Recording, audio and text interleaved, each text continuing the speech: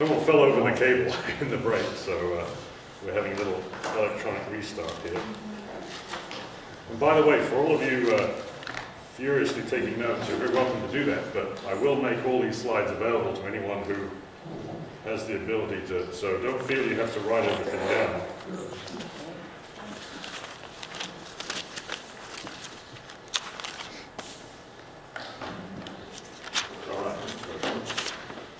Look at that. All right, we're back in business.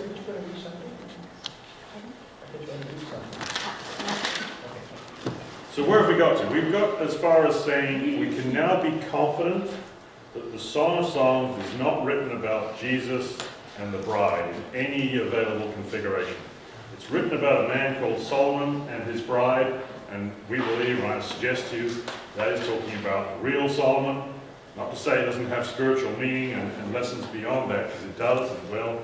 And let's just see that there's a justification in that. Let's just be absolutely confident that that is what's being said. And part of the reason I want to go over this quite in detail is because it's not the commonest view even in our own community.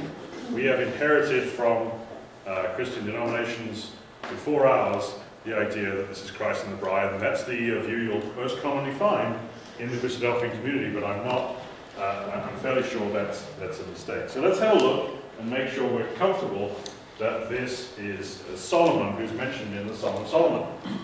Now here's where, in the last class, all the Hebraists were on our side saying, yes, this isn't Jesus, and here's why, and that's good. Unfortunately, in this class, all the Hebraists will say, well, no, it's not written about Solomon either, even though the word in there is Solomon. So this time, most modern expositors deny Solomon as a character in the song, despite his mention on 7 occasions.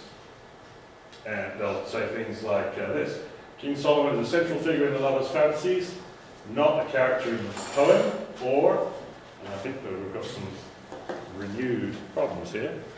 Actually, Russ, you might have your Bible on one of the cables. Oh, there. I'm sorry. There's a bit of an issue, so let me...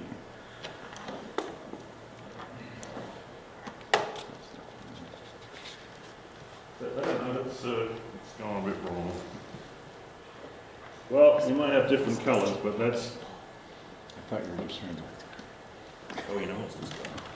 That's what I got knocked. There you go.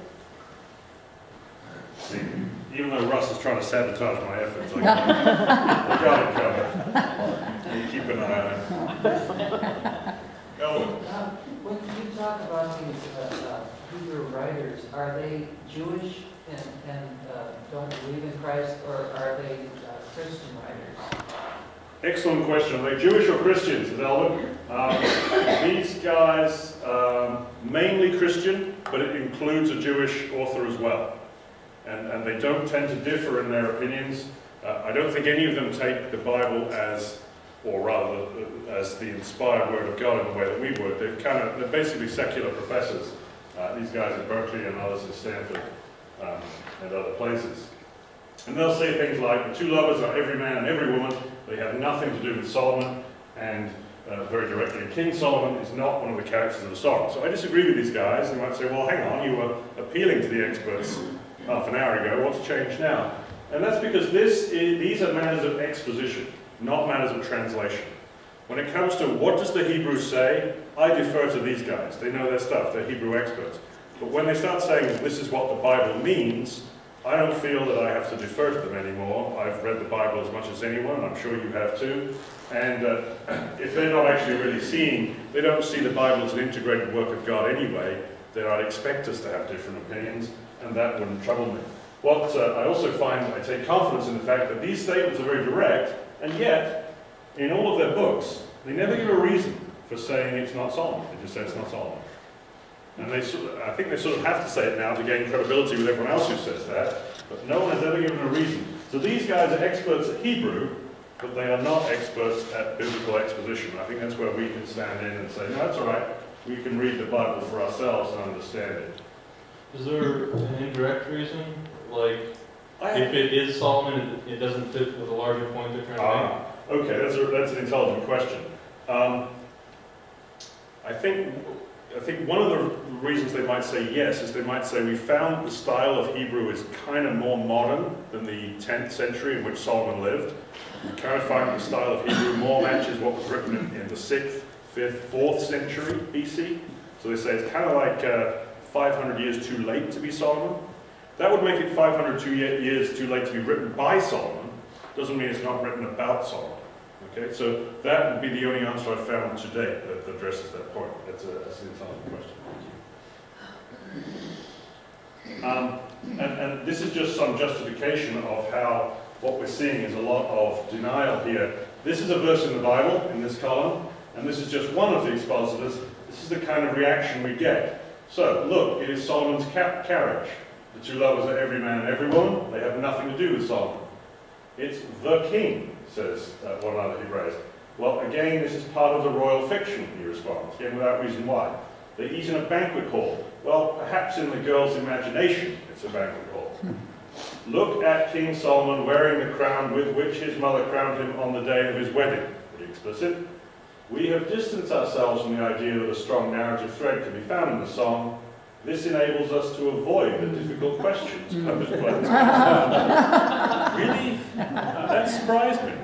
Because these are good and intelligent professors, but this was a disappointment to me because I felt that's not really being honest with the text. 60 queens there may be and 80 concubines. Many have tried to reconcile these numbers with Solomon's harem. We do not need to be concerned with such matters. The reference is non-specific. Specifically 60, specifically 80, it's non-specific. Again, no reason why, so I'm troubled by that. A prince's daughter, she's described as the kind of thing a king would marry. We are under no obligation to take it literally.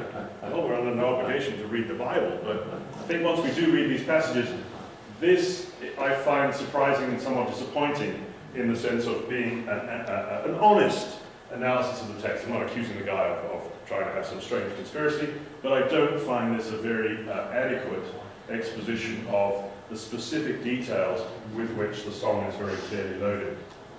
In fact, I asked, well, if God really were wanting to write about Solomon, what language would he use? Surely you can't be more literal than this. And if that isn't literal enough, then what is going to do? Deb? Who designated the title of the whole thing as the Song of Solomon? Is that something added sort of like your Christ and the Bride? Or is that... No, that's verse 1, chapter 1, verse 1. But the is part title of the of text. the book is... Well, that says Song of Songs, which is of Solomon. But yeah, so that's... So that they just... Chapter 1, verse 1 says, the Song of Songs, which is Solomon's. So that's within the actual text of the script. Okay. Not the title, that's the text. And in fairness, the Hebraists will say, yeah, okay, but that could mean attributed to Solomon, not written by Solomon. I'm comfortable with that too. But it comes from the opening verse. Just the first, okay. Yeah. And I think one of the most powerful ways in which I can confidently identify that this is Solomon that's been spoken of in the text, the first obvious one is to say, look, the guy's called Solomon 7 times, he's not going to call anything else. Right? I mean, if we're going to change his name into the Song of Songs, why not go back to the Book of Kings and say it's not written about Solomon there? But also, it makes all the metaphors that are called upon very, very meaningful. I liken you, my darling, he says, to a mare among Pharaoh's chariot horses. I'm going to show you why. That's a very meaningful statement if it's said by Solomon. And if it's not only does it have less meaning, but in fact virtually no one else could say that. I'll show you why. Here's another example. Again, I haven't explained the first one yet, we're just going to put up 3 examples. Henna, nard, and saffron, calamus and cinnamon, with every kind of incense tree, with myrrh and aloes and all the finest spices. That's what she says that she's getting to enjoy in the king's presence. Why should that be thought of as indicative of Solomon? And part of the reason why is these spices, almost all of them, are non-native to Israel. Queen Sheba. Yeah, that's right.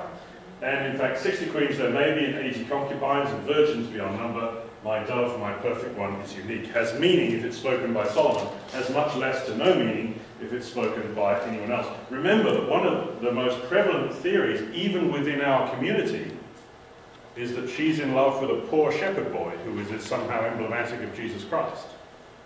So we'll see why that's very inadequate once these comments are made, directly from the text, chapter 1, chapter 4, chapter 6. Let's start with the most obvious one at the bottom. 60 queens there may be, and 80 concubines, and virgins beyond number, but my dove, my perfect one, is unique. Why does that have most meaning if it's spoken by Solomon? He had so many. Because presumably at this time he had exactly this many. Right, and so therefore he can say from experience, I have actually, I have had this many partners, and yet you, in his current moment of infatuation, you eclipse them all. He can say that with meaning. Otherwise, for any other male in the room, try this with your bride or your beloved one, and why don't you write her a card coming on Valentine's Day and say, my darling, I love you more than 140 women I've never met. We like that, right? Solomon, yes, troubles.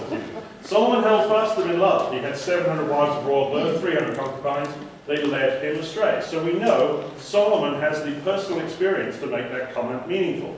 Solomon fell deeply in love with multiple queens and concubines. The majority of Israel's citizens did not. There was no poor shepherd boy who could make any sense of meaning out of that comment.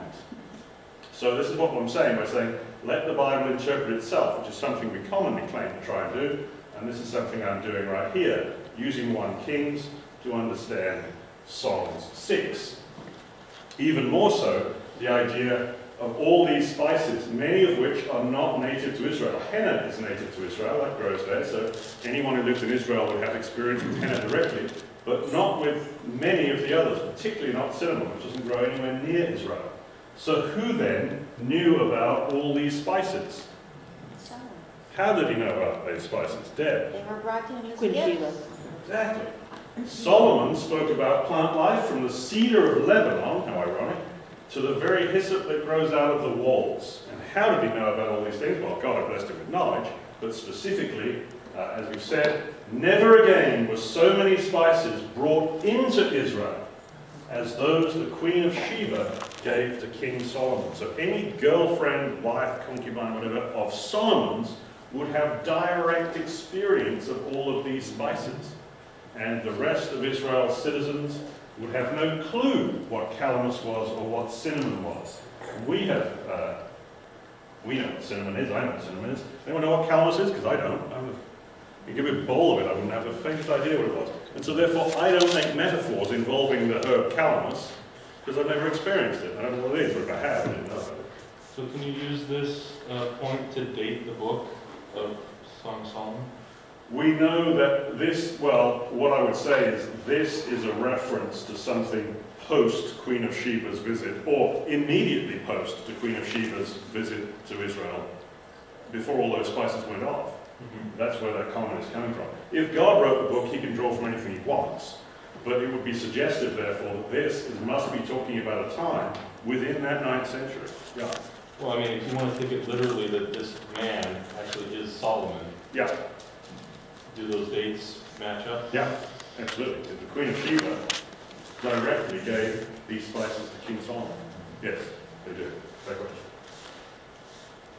And this one I think is really particularly fascinating. I liken you, my darling, to a mare among Pharaoh's chariot horses. A horse is a very expensive vehicle back in that day. And I would think the majority of Israel's citizens had never even seen a horse, except for those who were conscripted into the military and did some form of military service. What do we know about Solomon and horses? And lots Oh, of like- Lots of them. Lots of them. Where did he get them from? Solomon's horses were imported from Pharaoh and from wherever that is. They imported a chariot from Egypt, from Pharaoh, for 600 shekels of silver, and a horse for 150. So if there's someone who knows about Pharaoh's chariot horses, we have biblical evidence that Solomon knows about Pharaoh's chariot horses. And I don't think there's a single other citizen, except those directly close to Solomon, of course, who would have any experience or would ever be able to say, you're as magnificent as one of these beasts, because they've never seen them. So this isn't going to be some poor shepherd boy living in the rural countryside who's able to make a comment like this. He may never have seen a horse, let alone Pharaoh's chariot horses. And what is particularly spiritually fascinating about this comparison, meant to speak to her grandiosity, is, that's what we just said, Solomon knew about the horses, the majority of Israel's citizens did not. is at the Battle of Kadesh, about 200 years before Solomon, the Hittites actually took mares who were sexually in heat and cast them out onto the battlefield, so that when the Egyptian stallion-drawn chariots were completely confused, and this, you can imagine what happened, right? It's a military tactic. But think about the spiritual essence of what's being said here. He's saying, you're like a mare among Pharaoh's chariot horses. They were used to derail the king because of their sexual attractiveness. Solomon, either understanding or more likely not understanding, has drawn on the very metaphor that will prophesy his own collapse. Isn't that interesting? And again, this has real meaning and meat to it now, because it's Solomon we're understanding. How on earth would Jesus be saying anything like this, and for what purpose? It just doesn't work at all. But this now becomes very powerful. Solomon utters an unwitting prophecy of his own collapse. I too will be derailed by something so beautiful it destroys the king's purpose. Okay, so that's what I mean by making the metaphors meaningful.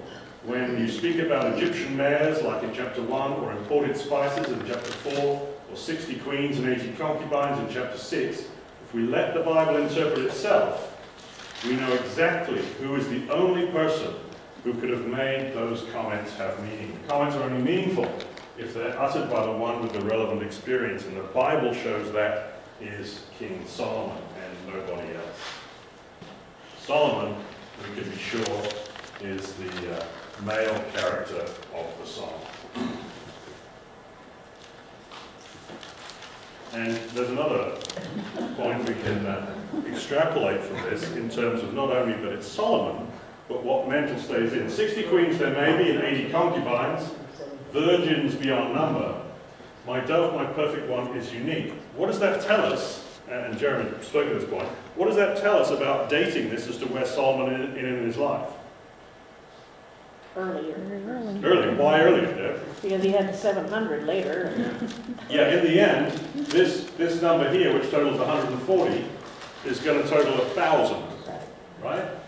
So that was actually my question earlier, is do we have information elsewhere that can collaborate or corroborate how many, or how the size of his harem at the time of the Queen of Sheba's visit? Oh, I'm sorry. No, I don't know of any to pinpoint that. That's a good question. I don't know. I'll go back and look. I haven't explored that. Sorry, I can answer that. Norm. I think it's in Ecclesiastes, if that is written by Solomon. I think there's a reference there. I didn't find one good woman among 1,000. So there's at least the idea connection, not necessarily the literal number, but when you get that idea, if he's the author, that would be an indirect point. I would agree. I regret the fact you're stealing my material out of my last talk. Clearly we agree with each other, so that's good. Yes, I agree totally. Now, if it's true there's the vast majority of the partners still to come, what does that tell us about this special relationship that he's experiencing right now? It's not special. It's not. Yeah, that's probably the best way to put it. It doesn't last. So he's head over heels. I mean, dove, perfect one, unique, fine. But there's actually 860 partners coming down the road that he's going to fall in love with, perhaps as intensely as this one. You can imagine her disappointment many years later, when she's like, wasn't I the perfect one? Wasn't I unique? You know, hi, it's a perfect one here. I hear there's been 500 new perfect ones drafted in. And so what does that tell us about Solomon's mindset? Well, one thing, to me, to reinforce what you said earlier, he doesn't learn from, Right. he doesn't get the big picture, and he doesn't learn that I'm prophesying about my own end. And he never learned from his uncle Amnon, who did virtually the same thing as far as desiring a woman and then it's gone. And I think we're actually going to see references to that hidden in the song, not to Amnon specifically, but certainly to Adonijah, his half-brother. We'll pick up on that. But what does this tell us about Solomon's mindset at this point? Wise or foolish? So this is actually, the song is reflecting, whether or not it's written by him doesn't matter so much, but it's written about him at a time when he is actually at the intensity of his foolishness, not at the intensity of his wisdom, which seems to have come at the beginning of his life, and, let's hope, reappears at his end. But right now, this cannot be, a great thing going on, because he's not in a good place. Sure. I was going to say, you remember what he asked for. He asked for wisdom to rule his people. Right. He didn't ask for wisdom to help him in his life to make the right choices personally. And that's where his downfall was, I think. Yes, I'd never noticed that, but that's right. Yes. He was not a good ruler of his own life. Okay. Let's, now most of the commentators, these are the Hebraists again, will say, well, they don't actually believe the couple are married. That's something you'll commonly run into in the literature. And they argue the point that they believe the couple are unmarried, although they do believe they're involved in a sexual relationship, because the Hebrew clearly tells them that, because they have separate homes. And there is strong evidence in the text that Solomon lives in one palace and she lives in another. And they're arguing, well, look, common sense tells you that grooms and brides, they live together. But is there an exception to that? Who is the exception? Are we sure about that? Yes, he built a house for Pharaoh's daughter.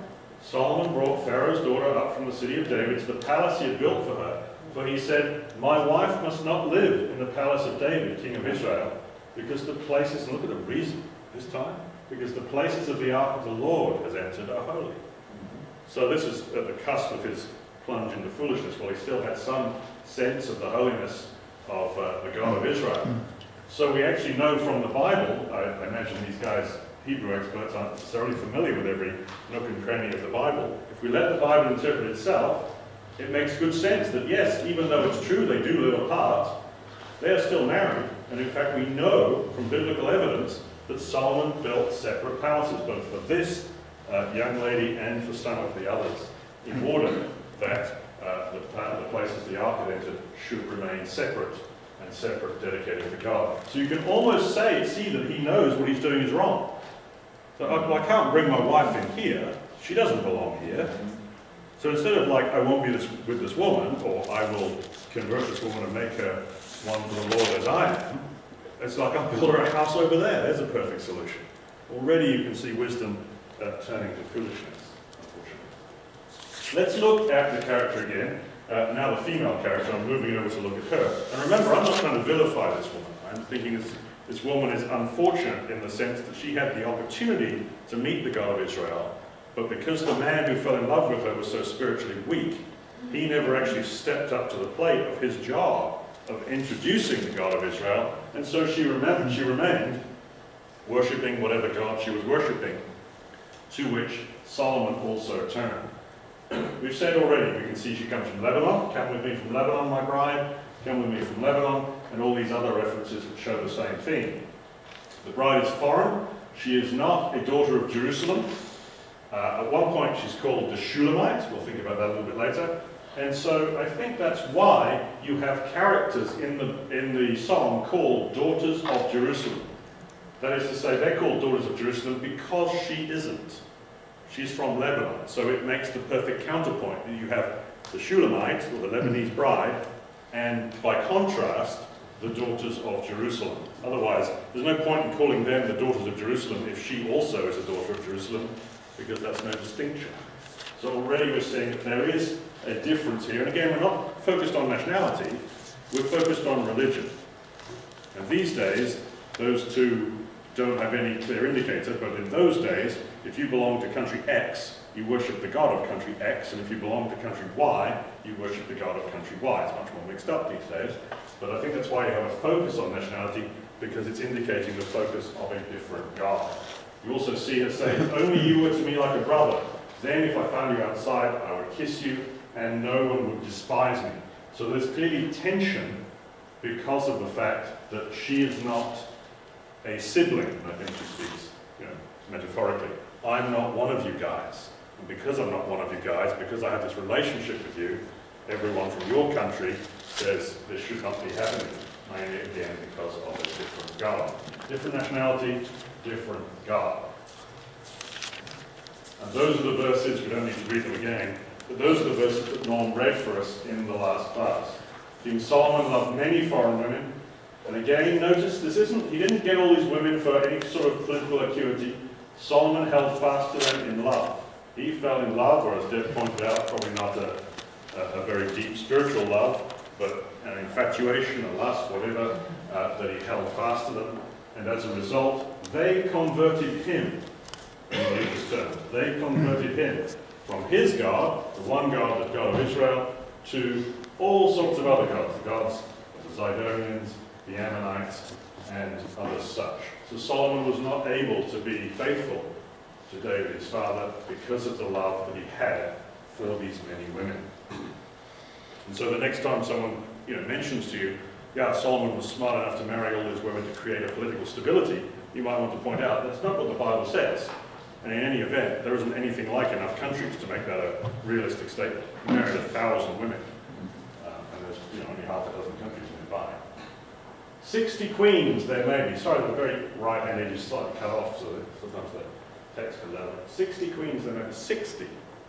Now, I'm not too worried about this number specifically, but God writes in the detail, and if God authored this, where else have we seen the number 60? It's worth asking because it's not one of these super common numbers. It's not a 7 or a 12 or a 40 that show up everywhere. But we've seen a 60 somewhere. And it's definitely in relation to...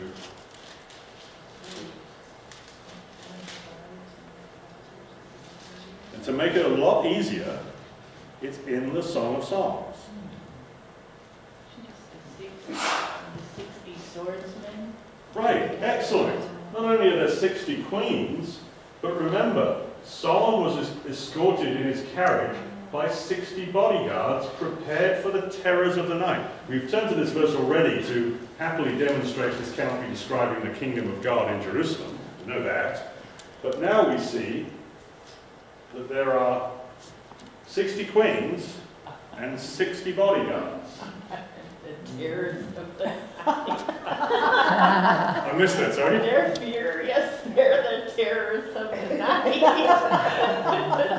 And you know what? I think spiritually that's what the hidden message is. They're going to convert him from his God to a false God. There is nothing more terrible than that. And why are they going to convert him?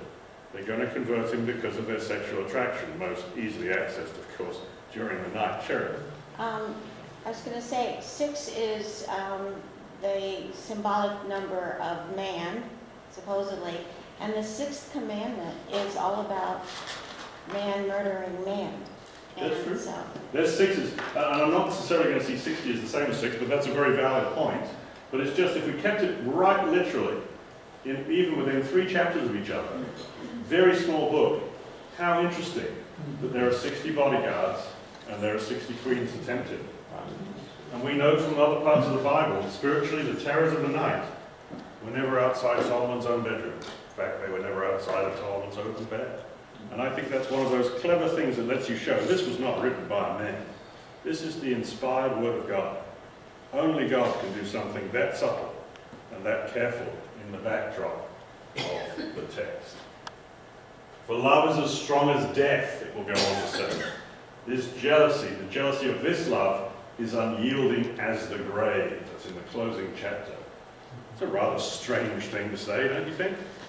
Unsurprisingly, the greeting card company Hallmark have not as yet chosen to use this verse in any of their offerings, and I can understand why. And yet the Song of Songs is supposed to be seen as the height of love, and in some senses it is. But God is keen to point out this love is a little bit dangerous. You'll need 60 bodyguards for these 60 queens, says God. I'm not listening, says Solomon. And indeed, he is not. And so that's, I think, what there's a repeated emphasis that the love of this particular love is not sinful in itself, but if misdirected, it will be deadly to those who engage therein. And so that's what I'd like to segue into, again, without vilifying this female character, to notice that the things associated with her in the song, the little details attributed to her, match some very negative and some very dark portions of the scripture. This is well known. the description of the prostitute in Proverbs 7. Actually, I think it's going to be worthwhile to read this. Russ, could you read that for us? It'll be more than what's on the screen. Proverbs 7. Let's read verses 10 through 19. Proverbs 7. Yep. Just think about the little details, the physical details that are just kind of kicking around in the background to support this. Proverbs 7, 10 through 19. And lo, a woman meets him, dressed as a harlot, wily of heart. She is loud and wayward. Her feet do not stay at home. Now in the street, now in the market, and at every corner she lies in wait. She seizes him and kisses him, and with impudent face she says to him, I had to offer sacrifices, and today I have paid my vows. So now I have come out to meet you, to seek you eagerly, and I have found you. I have checked my couch with coverings, colored spreads of Egyptian linen. I have perfumed my bed with myrrh, aloes, and cinnamon. Come, let us take our fill of love till morning. Let us delight ourselves with love. For my husband is not at home. He has gone on a long journey. Myrrh, aloes, and cinnamon. In Israel. Where did they come from? Interesting, isn't it? So I've just underlined a couple of lines, and I'll go through it this way. Her feet never stay at home, now in the street, now in the squares. And again, this is only a metaphorical picture. Every man and woman needs to leave the house from time to time to run errands or whatever. Of the bride, it said, all night long on my bed I looked for the one my heart loves. I looked for him but did not find him. I will get up now and go about the city through its streets and squares. And interestingly, the Hebrew here for through its streets and squares is a perfect match with this phrase, through its streets and squares. You see the English words are slightly different in the translation. But that's a perfect clause match.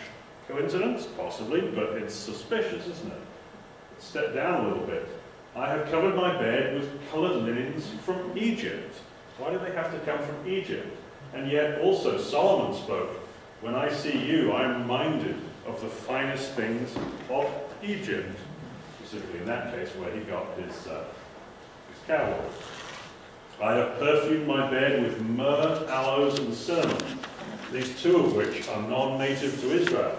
Again, that can only refer to those times when there is saffron, calamus, cinnamon, myrrh, and aloes that are part of her anointment, just as the bed of the woman in Proverbs 7. And finally, come, let's drink deeply of love, and that's that Hebrew verb dodim, till morning. Let's enjoy ourselves with love. My husband is not at home. Indeed, it's all night until the day breaks and the shadows flee, that he says, I will go to the mountain of myrrh and to the hill of incense to meet with her. So there's an interesting phrase match in all four of those sequences, just as we step down these verses of Proverbs 7. Again, I'm not trying to be mean to the woman. In fact, in Proverbs chapter 8, a woman is portrayed as wisdom itself. But there are no Hebrew clause matches between the woman of Proverbs 8, who is wisdom, and the bride of the song. There's quite a few between the woman of Proverbs 7, the seductress, and the... Yes, please. I have a question. Yes. Were all prostitutes married? Because this one's not only a prostitute, she's an adulteress also. That's a good Because point. her husband isn't at home. Unless it's a different relationship. I hear you. My suspicion is just that it's a practical situation that a woman would be a prostitute when she's destitute. And so the first man who would marry her, she would accept because it was it was a social welfare situation. She had no money. A lot of them were driven to this by social poverty. So I think it was common for a prostitute to be married, but it wasn't a necessary definition of that condition. Yeah, fair question. Here's an interesting point, which we've seen already there's no mention of God in the psalm. We know that. Now, here's an interesting thing. I adjure you, or I command for an oath, I adjure you, O daughter of Jerusalem, by the gazelles or the does of the field, that you not stir up or awaken love till it pleases. An important verse because it shows up 3 times. I've quoted the first use there in chapter 2. When you swear an oath, And of course, we're counseled not to. If you swear an oath, what do you swear by? I'm sorry? Your God. Your God. Your God. Have you ever heard an oath sworn by something else? I have. God is the best example. What else do you hear people say? I swear by Bible or my mother's grave. I've heard that. Why my mother's grave? Because it's something very valuable. Some people foolishly say their children or whatever.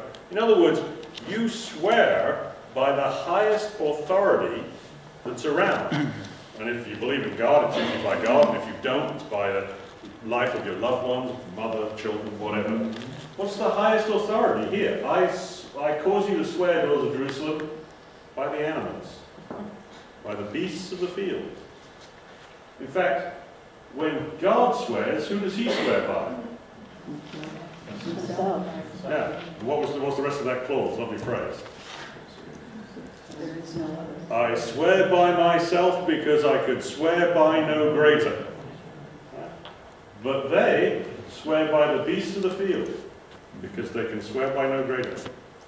It's a demonstration they've lost sight of God. You wouldn't swear an oath by a bunch of animals unless really that's all you had left. And interestingly, in fact, make haste, my beloved, and be like a gazelle. So there's actually some suggestion that the highest form of authority left in their own lives is, in fact, themselves. So effectively, he and she are saying, I swear by myself because I can swear by no greater. I've lost sight of God. There is nothing left to swear by himself, except himself or the beasts of the field. So there's more evidence here that we really have slipped into a condition where neither of them are even able to notice the existence of God.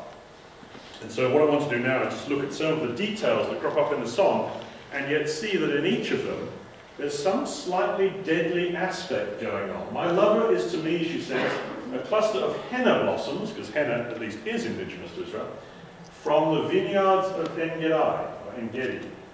What do we know about the vineyards of En-Gedi? Geographically, they're here. What does that tell you? It's on the, coast, yeah, sure. Coast of who? Coast of what? Dead Sea. Dead Sea. There's actually a river there, there's a waterfall. Living water flows at En-Gedi, sploosh, straight into the Dead Sea. It's the transition from life to death. What happened at En-Gedi? There's only 2 references to En-Gedi outside of the Song of Songs. You have to have a real good memory. Wow, someone does. Excellent. Tell us a little bit more. What was David up to? David, when he was fleeing, that's where he and his men were in En-Gedi. When his life was in mortal peril. You've got a man of God there, but his life is in mortal peril. It's as if he's on the brink between living water and splooshing into the Dead Sea. And there's one more. Sharon. Wasn't Jeremiah told to write a scroll and put it in a pot and put it in the Qumran caves, which is around in that area? Qumran's a little bit inland over here somewhere. Okay. Yeah. There's only one other specific mention of En-Gedi. That's a geographical one. It's in 2 Chronicles 20, and I forget who it is. I think it's Jehoshaphat. And it says he became so terrified at being surrounded by the armies of Syria. Is it? Thank you. I was about to say the wrong one. Syria. That he said he trembled exceedingly and feared for his life.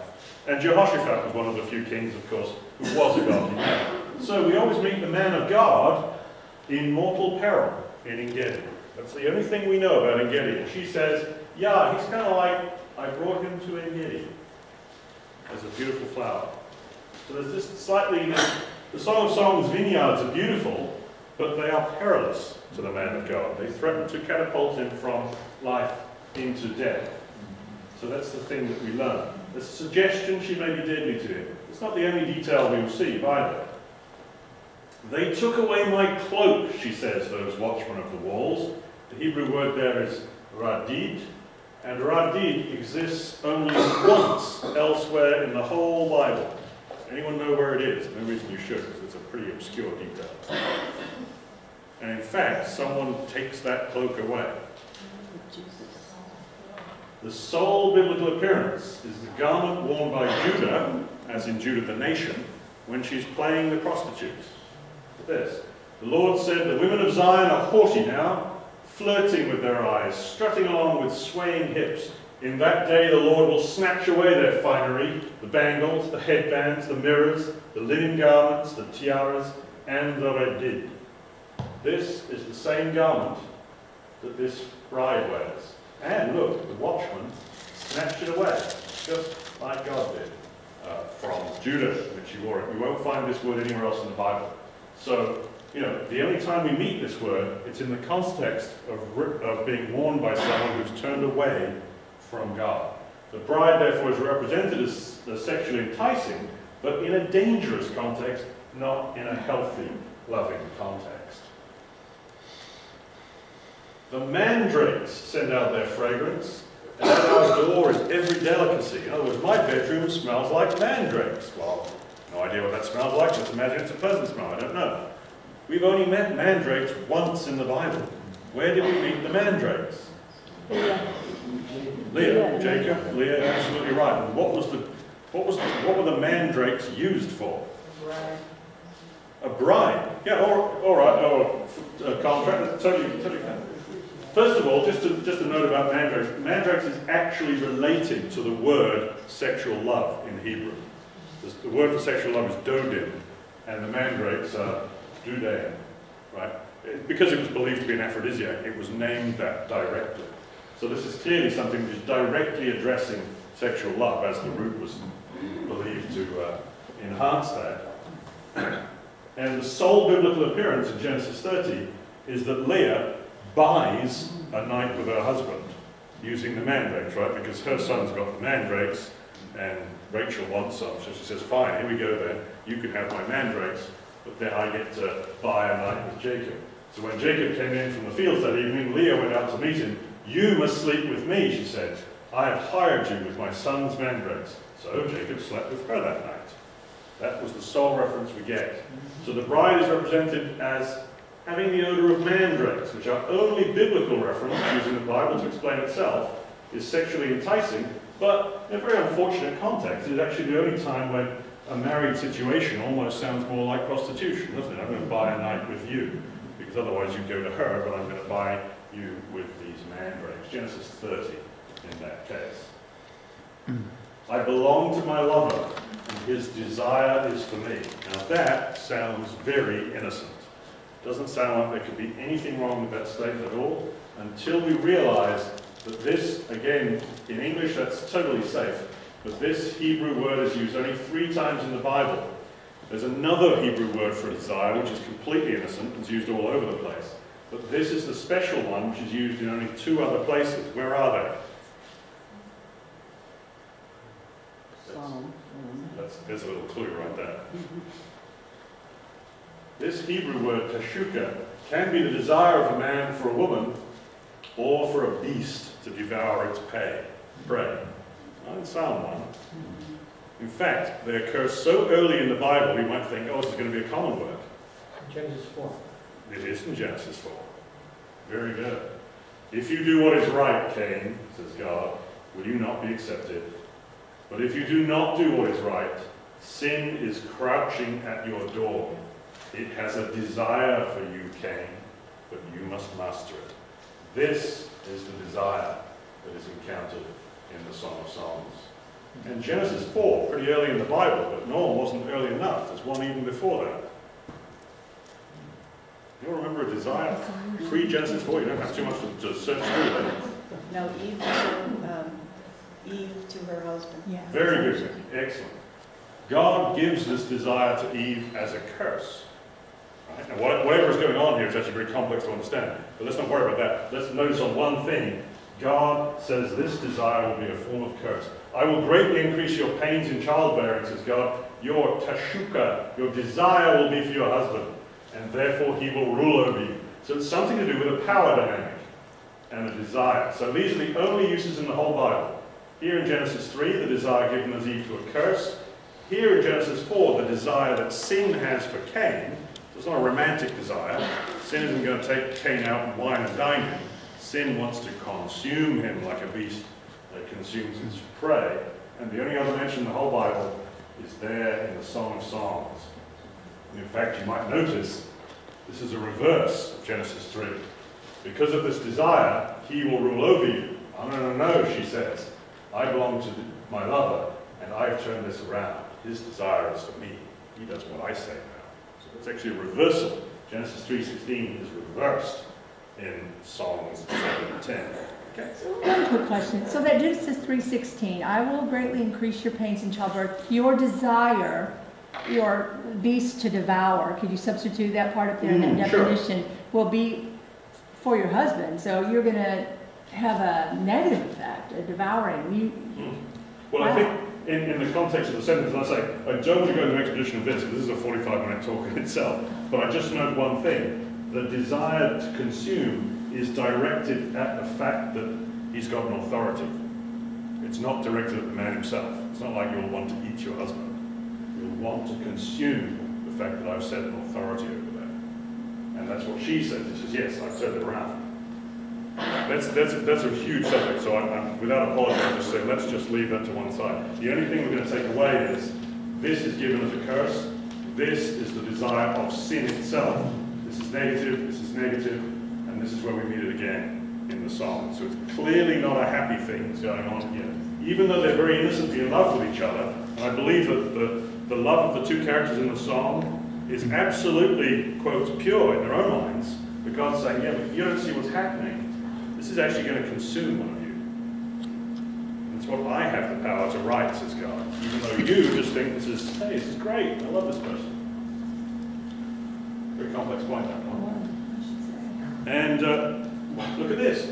Solomon says out loud, come with me from Lebanon, my bride. Come from the lion's den and from the mountain haunts of leopards. Slightly easier, zoologically based question. What do you find in lions' dens? Lions. Lions. I mean, it's right there in the text. He says, you're in a lion's den. You're in a haunt of a leopard, and I'm calling you to me. You're the lion. You're the leopard. And what does she describe him as? Remember? We've seen it on an earlier slide. Make haste, my beloved. Be like a gazelle or a young stag. Okay. She's the lion. She's the leopard. He's the gazelle. He's the young stag. What does that tell you about the nature of their relationship? He's the prey and she's the predator. They're the predators and she's the It's prey. going to lead to death. It's going to look like that. Right? This is not going to be, this relationship is only heading one way. And it's the same way as that word teshuka for desire. But actually, she brings him down. He is after her to, right? But she ends up totally bringing him down with his morality and his relationship with God. So he's saying, I'm the king, I'm the powerful one, you're the pretty girl, I'll have you. And God's saying, it's happening the other way around. Yeah. You think you're in control and you're taking this woman. No. You have effectively called her from the lion's den, and you're a little gazelle. What do you think is going to happen? So you're absolutely right. It's the reverse of what it looks like in the physical world. The most powerful man on earth at that time, King Solomon, where Israel was globally dominant, globally being a very limited term, but this was the relationship God was able to see, and he put it in the words of the mouths. And this is why it astonishes me that we have this idea that this is going to be Christ and the bride. Christ would be the gazelle, we would be the lion, and this is not right? This is a totally different dynamic. This is the dynamic of this relationship. Could be proved very nutritious for this one, but it's not a healthy relationship per se. Yeah. Did you say that earlier that he had said something about gazelle, her being like a gazelle? Or No, it's the other way around. only the other way around. Yeah. Okay. I think an aspect of her, she's listed as sheep and goats and other such beasts. When they're talking about in their entirety, he sees her as a lion and a leopard. That's what I was thinking. What I was going to say, that it still makes sense. Yeah. She is that wolf in sheep's clothing. Yeah, and again, I'm not vilifying her because I don't think she has any agenda to destroy anything. She loves Solomon. She has no intention to hurt it. But because she doesn't have a spiritual dimension or correctly aligned, God is able to see what she can't see, what Solomon's distracting himself that he won't see, and he's able to see a disaster pending that neither of them are aware of. Sherry? I was going to say that sort of sounds like with us, if we have things that are somewhat inanimate, like things that we put before God, Mhm. they are the things that can bring us down. So they are this lion. That's right. Absolutely. Absolutely. It's directly Russ, too. I just have a question, for example, to try to relate to this, like Daniel's image that he saw for the Gentiles was a human, but when he relayed his images to his own people, they were animals. Beasts. Yeah, so they must have Very good. the Hebrew would have a really, Very graphic. would understand that better than they would, That's an excellent point. as we would. That's an excellent point. I mean, obviously Daniel is going to come chronologically later than Solomon, but that's still a very good point. Can I see another hand? No? Oh, okay, good. So this repeated emphasis here that whether she intends it or not, and doubt she doesn't, she is going to prove somewhat deadly to him. So let's see, what have we been bombarded with? That's just a summary of what we've seen recently, right? We've seen the vineyards where the man of God is in mortal peril, both David and Jehoshaphat. We've seen the Egyptian mare, right? The ones that were loosed out into the battlefield in order to derail the king's campaign. We've seen 60 queens, yeah, and 60 bodyguards to go alongside them. Interesting. We've seen that she's the leopard, he's the gazelle. She wears the radid, the only garment in Scripture that's listed as being worn by a prostitute. We've seen 4 comparisons between the way she arrays herself and the way the lady in Proverbs 7 does. We've seen the odor of mandrakes that were used to essentially pollute marriage into prostitution in the case of Genesis 30. The desire between them actually will prove deadly as a beast devours another beast. Not that they see it at the time. We've seen this is a love like death. So if we've actually read the Song of Songs, very small book, I still hope you'll find a time to do it this afternoon or tonight, you'll be bombarded with these images. And it's only if we've got loaded in our head, no, I have to see Jesus and the bride in here somewhere. These things will just bounce off unseen. Let's have a clear and honest mind and heart and just absorb what we're seeing. And then I think we get repeated emphasis. There are subtle infusions of deadly concepts all over this for us to notice if we're going to listen with an open heart to the Word of God. So that's what I'm seeing in the song. This is a rather attractive image. I know a couple of you have seen this slide before, but of the earlier finds, is that actually, therefore, you get to see the transition of his faith from Israeli, the God of Israel, to Lebanon. Look at this. Solomon praises her by saying, "Your neck is like the Tower of David, built with elegance." And then she praises him. His appearance is like Lebanon, choice as its cedars. So they're both trying to praise each other. He praises her by alluding to things that are beautiful to him, which is Israel. And she praises, and we're actually getting the Song of Solomon being read aloud from the front row here. Yes. Accidentally. I guess. Accidentally. Yes, the word of the Macdosh. No. So she praises him by saying, well, things of Lebanon are beautiful to me, and you look like Lebanon because you're beautiful to me. And he says, oh yeah, well, things of David are beautiful to me, and so you remind me of things of David, which are beautiful to me. This is chapter 4, this is chapter 5, and then later, chapter 7, he says, your nose is like the Tower of Lebanon, looking towards Syria, Damascus. Well, where'd the Tower of David go? I thought she was as beautiful as the Tower of David. No, he's got a new sense of what's beautiful. And it's no longer the things of David. It's the things of Lebanon, which is perfect. So we see, again, chapters 4, 5, 7, in order, we see that just clever, subtle transition. So easy to miss if we read at speed, but so beautiful to see. Well, beautiful, I mean disastrous, but beautiful in that sense. He recognizes a new beauty, Lebanon, not Israel. Genesis 1 said, God says to Adam, I made you to be in my image. But the image that Solomon wishes to reflect, whereas once was of David, is now of Lebanon. You must not intermarry with them, says God, because they will surely turn your hearts after their gods. Rubbish, says Solomon, I'll do what I want. So he does. But God is right. And so there is this subtle illusion within this little exchange of the way his beliefs and his faith end up yielding to hers. So that's an attractive thing to see, I think. This is our last slide then. So what this is showing, is it showing that love is bad? No. Is it showing that sexual love is bad? No. What it's saying is, let's at least recognize as God that love can be so intense, it will replace your God if your faith is weak, like Solomon's faith was. So make sure the loves that you have are within the framework of the God that you recognize and the God that you worship. And in fact, I think this is the real lesson, which comes more true in the 21st century than any of the ones before it. Even love which is pure and feels right can be fatal if it displaces God. And I'm sure you'll have been remonstrating with brothers and sisters, often youngsters, maybe your own children or grandchildren, to say, their argument is, yeah, but it feels right. How can this be wrong when it feels so right?